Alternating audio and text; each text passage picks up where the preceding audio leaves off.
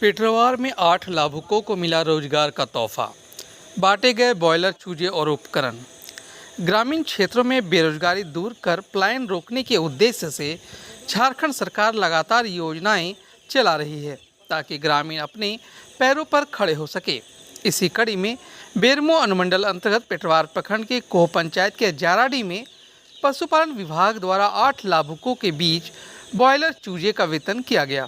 कार्यक्रम में प्रखंड 20 सूत्रीय अध्यक्ष मुकेश कुमार महतो और पशुपालन पदाधिकारी डॉक्टर अनंत कुमार सागर ने संयुक्त रूप से लाभुकों को बॉयलर चूजा, दाना, दवा और अन्य उपकरण प्रदान किए।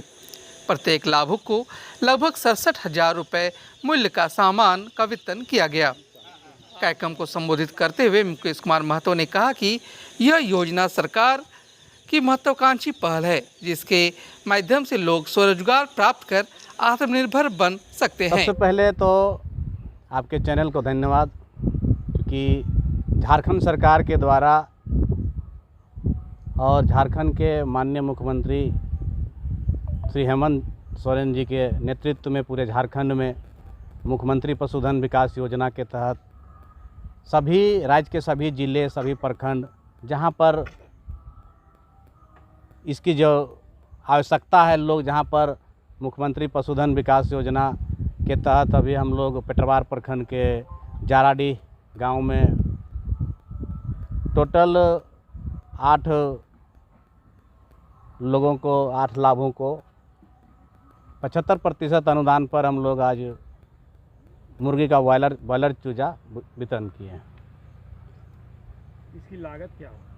इसका टोटल लागत 66,365 रुपया है, जिसमें 25% जो अनुदान है वो लाभुक जमा करते हैं और 75% सरकार देती है। आप देख रहे हैं कि जाराडी आपका हम लोगों का कोह पंचायत जो है, ये बहुत प्रकार के सरकार के द्वारा लाभ से यहाँ के लोग लाभान्वित हो रहे हैं, चाहे वो पशुधन विकास योजना का मुर्गी चूजा से हो या फिर बकरी पालन योजना से हो। यहाँ पर पशु पालन योजना बहुत अच्छी तरह से इस गांव में चलता है।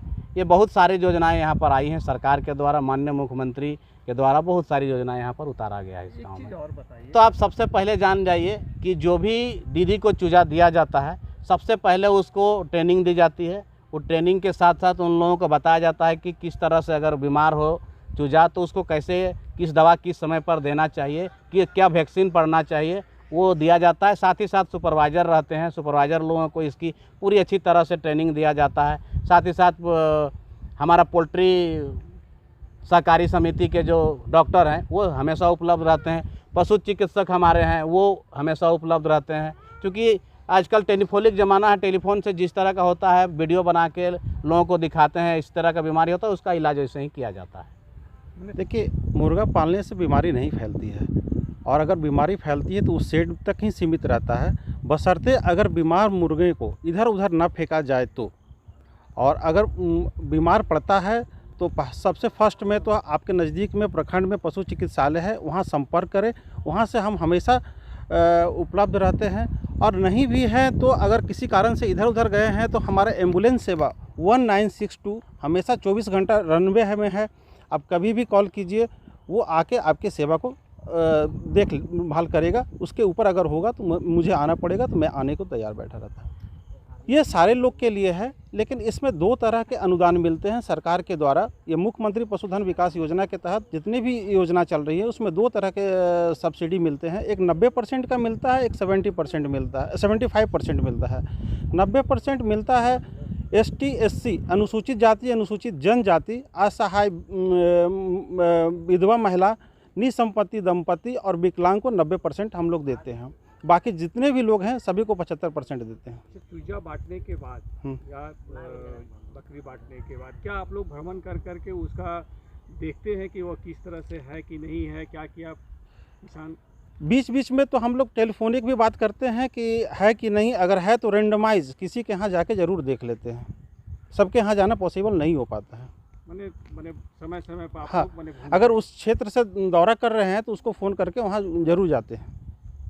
क्या लाभ देख रहे हैं इसको? इनसे किसानों की आय लगभग दुगनी हो रही है, अपना काम व्यवसाय जो पूर्व के कर रहे हैं वो तो कर ही रहे हैं, साथ में अगर बकरी पालन करते हैं तो उससे उनके आमदनी में बढ़ोतरी हो रही है, मुर्गी पालन में अलग बढ़ोतरी हो रही है। हम लोग बत्तख भी वितरण किए हैं, तो इस तरह लोगों का आर्थिक स्थिति थोड़ी सी मजबूत हो रही है। किस इंटरप्राइजेज के द्वारा इसको बांटा जा रहा है? ये हमारे विभाग से ही सेलेक्टेड रहते हैं, निदेशालय रांची से सेलेक्टेड रहते हैं। जैसे बोकारो के लिए 6-7 सप्लायर सेलेक्टेड रहते हैं, वो आके बांटते हैं।